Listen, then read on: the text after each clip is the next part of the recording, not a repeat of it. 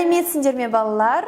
Сендермен бірге шәкірт онлайн мектебі Салтанат Әділжан қызы. Жарайсыңдар. Сабағымызды бастайық.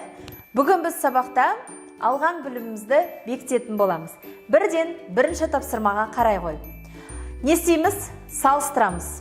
Яғни 1 минутты 30 секундпен салыстыру бізге оңай. Ол үшін не істеуіміз керек? Өлшем бірліктерді еске түсіруіміз керек.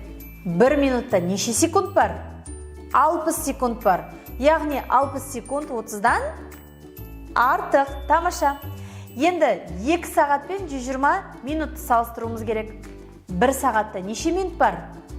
60. 2 сағатта 120. 120 мен 120 қандай?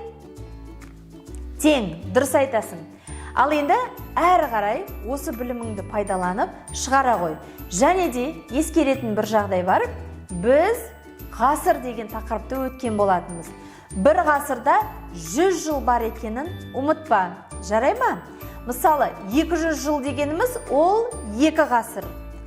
2 ғасыр мен 1 ғасыр 90 жылды салыстырсақ, әрине 2 ғасырымыз артық болады. Міне, әрі қарай 2-3 минут уақыт берем, өзің шығара қой. Ал жарайсыңдар балалар, келесі екінші тапсырма.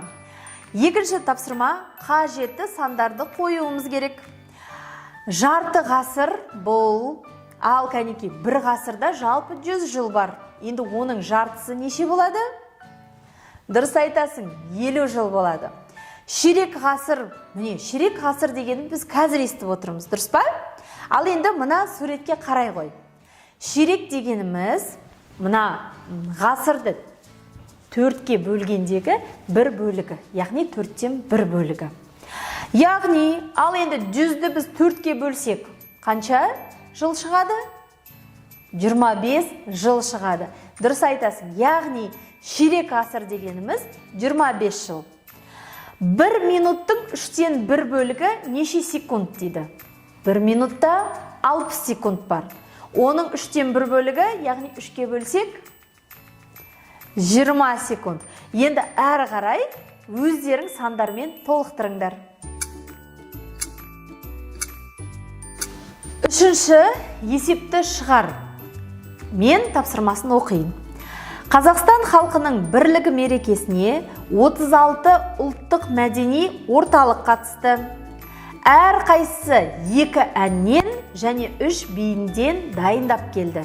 Барлығы неше нөмір көрсетті дейді. Бірден шешу мен жауабын жазайық. Сонымен 1 мамыр осы бірлік мерекесіне орай қанша ұлт мәдени өкілдері келіпті? Орталықтар қатысыпты. 36. Олардың әр қайсысы 2 биден, 2 әннен және 3 биден не істеді? Дайындап әкелді. Енді не істейміз? Көбейтеміз. 2 қосу 3. Яғни әр қайсы 2 ән, 3 би. Ал енді 36-ны 5-ке көбейтіп, барлығы қанша номер болғанын таба қой. Келесі 4-ші тапсырмаға назар аударамыз. 4-ші тапсырма, мына 3-ші тапсырмаға қарағанда кішкене күрделі. Сондықтан мен шартынан бастап ең соңғы жауабына дейін көрсетем. Ал 3-ші тапсырма ол оңай. Сондықтан мен шартын көрсеткен жоқпын. Оны өздерің-ақ шығара аласыңдар. Ал енді тыңдай қой. Ол жас үй тапсырмасын 1 сағат 30 минутта орындады. Яғни жалпы 1 сағат 30 минутта орындағаны туралы біліп алдық. Ол өлең жаттауға 15 минут. Бірден шартына жазып отырайық. Өлең жаттау 15 минут. Есеп шығаруға одан 2 есе артық. Есеп шығару 2 есе артық. Келесі, ал қалған уақытында эссе жазды. Эссе дегенді білеміз ғой, ол шағын ғана шығарма, я? Және эссені қанша минутта жазғанын табуымыз керек. Барлығы 1 сағат 30 минут. Ал енді, бірінші бізде белгісіз есеп шығару. Осыны тауып аламыз. Ол 15 минутты 2-ге көбейтеміз, яғни есе артық деп тұр. 30 минут. Бұл есеп шығару. Есеп. Енді эссені табу үшін біз не істеуіміз керек? Барлығынан мына өлең шығару мен есеп шығарғаның сандарын, яғни уақыттарын қосып азайту керек. Бірінші, мына 1 сағат 30 минутты бірден минутқа айландырып алайық. 1 сағат ол 60, 60-қа 30-ды қоссақ 90 минут. Ал енді 90 минуттан азайтам. Бірінші, өлең шығару 15 минут, және де есеп шығару 30 минут. Сонда екеуін қосқан кезде 45 болады. 90-нан 45-ті азайтсақ, неше? Әрине 45 минут. Сонымен эссе жазуға ол жаз 45 минут уақытын жұмсаған екен. Ал балалар, ендеше 5-ші тапсырма. Әр сағат 3 сағат 20 минут 35 секундтан кейін қандай уақытты көрсететінін табуымыз керек екен. Бірінші, түске дейінгі сағатты және түстен кейінгі сағатты табуымыз керек. Жарайды. Ең бірінші мына сағатқа қарап уақытын анықтап алайық. Кішкентай тілі 2-де тұр, ұзын тілі 3-де тұр. Яғни 2-ден 15 кетті деген сөз. 2-ден 15 кетті. Ал енді секундына қарай қой. 9-да тұр. Ол 45. Бұлай істейік, түске дейін, түстен кейін. Жарайды. Қосамыз 3 сағат 20 минут және де 35 секунд. Енді осыда мұқият болыңдар. 5-ке 5-ті қоссақ 11 ойда, 4-ке 3-ті қоссақ 7 ойдағымен 8. Бірақ мына 80 болады ғой. 80-нің 1-ден 60 секундын біз мына жаққа қарай қосамыз. Себебі 60 секунд деген 1 минут. Сонда бізде 2 қалады. 5-ке 0-ді қоссақ 0 ойдағымен 5 ойдағымен 6. Енді 1-ге 2-ні қоссақ 3. 2-ге 3-ті қоссақ 5. Сонда мына бірінші сағатымыз 3 сағат 20 минут 35 секундтан кейін 5 сағат 36 секунд 20 секунд болады екен. Енді сендерге тағы да түсінікті болу үшін мен тағы бір, мысалы екінші уақытты есептеп көрсетейін. Ал кәнеки екінші уақыт сағат 8-ге 10 минут қалыпты. Яғни 9-ға 10 минут қалыпты. Яғни 8, 50 және де 4-те тұр. Ол 20 секунд. Осыған қосамыз 3 сағат 20 минут және де 35 секунд. Ал кәнекей 0-ге 5-ті қоссақ 5, 0. Енді 5-ке 2-ні қоссақ 7. 1-ден 70 дегеніміз ол 1 сағат. Сондықтан мына жерге 1 деп жазамыз да, 1 сағатын бұлай көшіреміз. Қанша болады? 11, 12. Яғни 12 сағат, 10 минут және де 55 секунд болады. Міне, тура осылай. Бірінші сағатты анықтап аласың, сосын мына уақытты қосасың.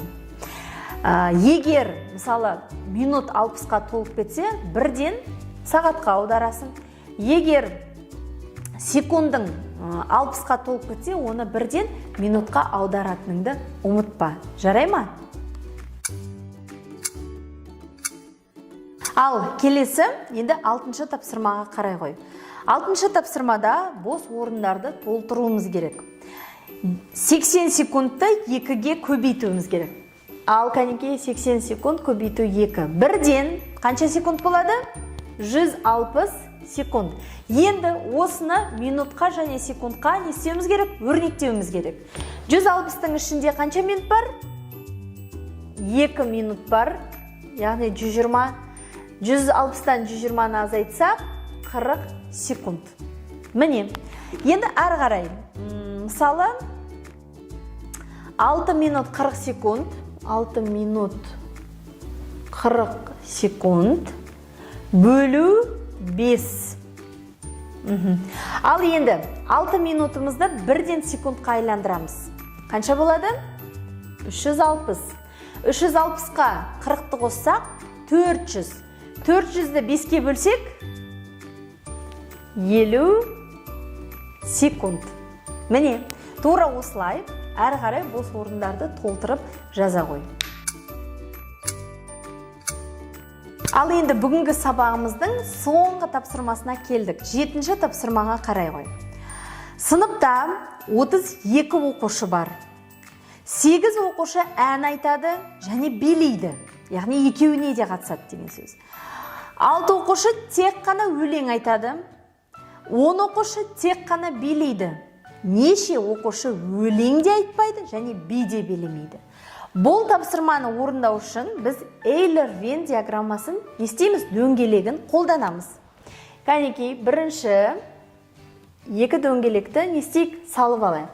Мынау ән айтатын балалар, мынау би билейтін балалар. Ал мынау ортасы екеуіне де ортақ, яғни ән де айтады, би де билейді.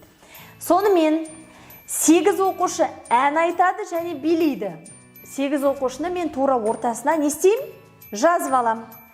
6 оқушы тек қана өлең айтады дейді. Яғни әнге ғана қатыстыны 6 деп жазам. Және 10 оқушы тек билейді. Енді мына жалпы өнерлі балалардың санын анықтап алайық. 6-ға 8-ді қосам, және де оған 10-ды қосам. Қанша болады? 14, 24. Енді бізде сыныпта барлығы қанша оқушы бар? 32. 32-ден 24-ті азайтам. Қанша болады? 8. Яғни 8 оқушы ән де айтпайды екен, би де билемейді екен. Жалпы бүгінгі сабақта сен қаншалықты деңгейде түсіндің, шығара алдың ба? Неге мен бұл сұрақты қойып тұрмын? Себебі осы жақында сен 3-ші сыныпты толығымен аяқтап, жазғы демалысқа шығасың. Ал енді қыркүйекте әдеттегідей 4-ші сынып, яғни бір сыныпқа жоғарылайсың. Осы мына соңғы сабақтарда өзіңнің білімің қаншалықты деңгейде екенін соны саралап, өз-өзіңе баға беріп отыр. Келістік па? Келесі сабақта кездескенше.